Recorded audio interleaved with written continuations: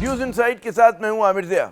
تو جناب ہمیں اکثر یہ شکایت رہتی کہ پاکستانی سیاست جو ہے بہت زہریلی ہے، اس میں تقسیم ہے، عدم برداشت ہے، ہمارا انتخابی عمل جو ہے اکثر و بیشتر متنازع ثابت ہوتا ہے، جسے کوئی ایک فریق جو ہے ماننے کے لیے تیار نہیں ہوتا۔ لیکن آج کم و بیش یہی صورتحال جو ہے سپر پاور امریکہ کی ہے۔ پاکستانی جمہوریت تو خیر سے گھٹنیوں چل رہی ہے، ہمارے جیسے ترقی پذیر ملک میں جو ہے جاگیردارانہ اور قبائلی نظام سمیت موروثی سیاست نے جمہوریت کو پیر تسمہ پا کی طرح جکڑا ہوا ہے۔ لیکن امریکہ تو سرمایہ دارانہ جمہوری نظام کا محور ہے، مرکز ہے۔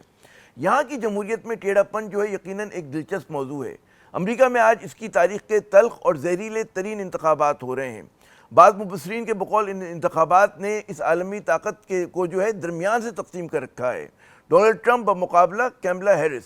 یہ مقابلہ صرف کانٹے کا ہی نہیں بلکہ یہ امریکہ کو گزشتہ انتخابات سے بھی زیادہ جو ہے غیر یقینی حالات میں دھکیل سکتا ہے۔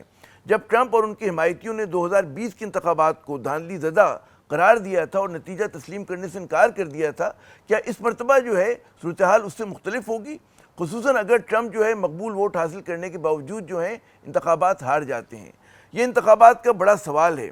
تجزیہ نگاروں نے اس امکان کا بھی اظہار کیا کہ رائے شماری کے بعد ان انتخابات کا حقیقی فاتح جاننے میں کچھ وقت لگ سکتا ہے، جو امریکہ میں تضادات کو نہ صرف تیز کر سکتا ہے بلکہ اس کی وجہ سے امن و امان کا مسئلہ بھی کھڑا ہو سکتا ہے۔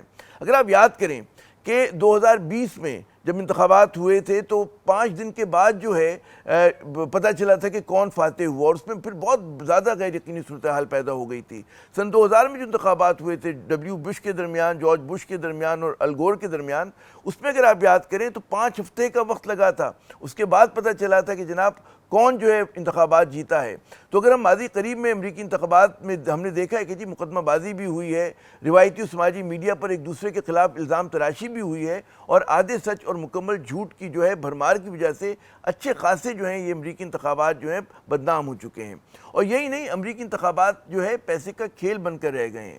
امریکی انتخابات میں اتنا پیسہ چلتا ہے کہ ہم اور آپ اس کا تصور بھی نہیں کر سکتے۔ جو امیدوار انتخاب کے لیے جو ہے زیادہ چندہ جمع کرنے کی صلاحیت رکھتا ہے، اسے مقابلے میں کچھ برتری حاصل ہو جاتی ہے۔ ان انتخابات کا دوسرا پہلو یہ ہے کہ ٹرمپ اور کیملا جو ہے وہ امریکی ووٹروں کے دل جیتنے کے لیے کیا ایجنڈا لے کر چل رہے ہیں، یعنی کہ ان کا داخلی ایجنڈا کیا ہے۔ بین الاقوامی محاذ پر جو ہے ٹرمپ روس کی جو یوکرین کے ساتھ جنگ ہے اس کے فوری خاتمے کا ہدف رکھتے ہیں، جو ان کے ڈیموکریٹک حریف کے ایجنڈے سے بالکل مختلف ہے۔ یورپ میں جاری جنگ کو بائیڈن انتظامیہ کی بھرپور مدد حاصل رہی ہے، جو کہ امریکن جو اسٹیبلشمنٹ ہے اس کا بھی ایک ایجنڈا تھا۔ اسی طرح مشرق وسطیٰ کی اگر ہم بات کریں تو اسرائیل کے حوالے سے دونوں ہی امیدوار ایک ہی نظریہ رکھتے ہیں، یعنی کہ دامے درمے سکنے جو ہیں حمایت کرتے ہیں اسرائیل کی، اور وہ جو نظریہ ہے وہ اسرائیل کی، جیسا میں نے کہا، کہ مکمل حمایت کا ہے۔ لیکن یہاں بھی جو ہے ٹرمپ جنگ بند کرانے میں ایک کلیدی اور فعال کردار ادا کر سکتے ہیں کم از کم۔ اچھا، جو ڈیموکریٹک انتظامیہ کی پالیسی سے ذرا سا مختلف ہوگی۔ امریکہ کی داخلی پالیسی کے حوالے سے ٹرمپ جو ہیں امیگریشن کے مخالف ہیں، وہ امریکی معیشت بشمول مینوفیکچرنگ بحال کرنے کے بہت بڑے جو ہیں ایڈوکیٹ ہیں۔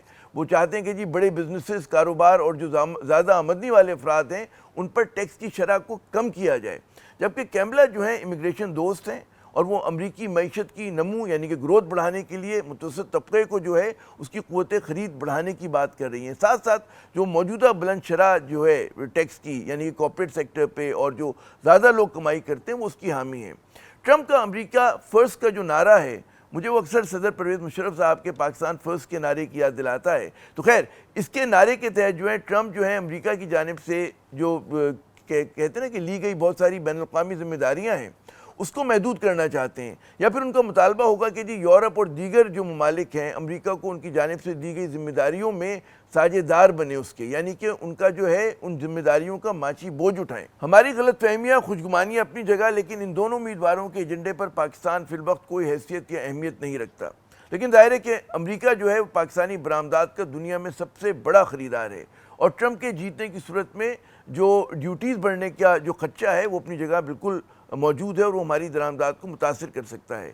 امریکہ کی پاکستان کے لیے اہمیت یوں بھی بہت زیادہ ہے کہ بین الاقوامی مالیاتی اداروں بشمول IMF اور ورلڈ بینک پر امریکہ بہت زیادہ جو ہے اثر رکھتا ہے۔ اچھا، لیکن بڑے منظرنامے میں پاکستان امریکہ تعلقات میں کسی بھی امیدوار کی جیت کی صورت میں ہمیں کوئی بڑی تبدیلی کا امکان نظر نہیں آتا۔